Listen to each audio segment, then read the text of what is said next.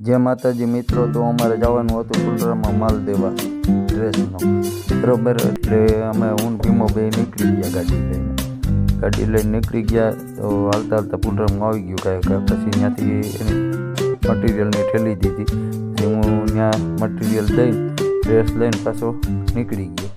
પછી ત્યાંથી અમારે જવાનું હતું ઓસા. એટલે હું ને ભીમો ગાડી લઈને પાછા હાલતા ત્યાં આ વિડિયાને એડિટ વાતો કરતા જતા હતા. એને કીધું કે રસ્તામાં ઓલો રસના શીશોડાવાળો ખુલ્લો હોય ને તો આપણે બે જાઉં રસને બેસી. પછી બે જતા હતા ગાડી લઈને. આ ખટારાવાળો એક હતો, ઘડીકમાં સાઈડ નહોતો જતો, એની ઘડીક વાર પથારી પડી. ફાઇનલી ઓસા આવી તો ગયું, બહુ જાજી વાર તો ન લાગી. પછી જોયું તો રસનો શીશોડો તો ખુલ્લો હતો. પછી અમે બે ગયા રસ પીવા. પછી 2 ગ્લાસ મગાવ્યા. પછી રસનો ગ્લાસ 2 લગાડ્યા.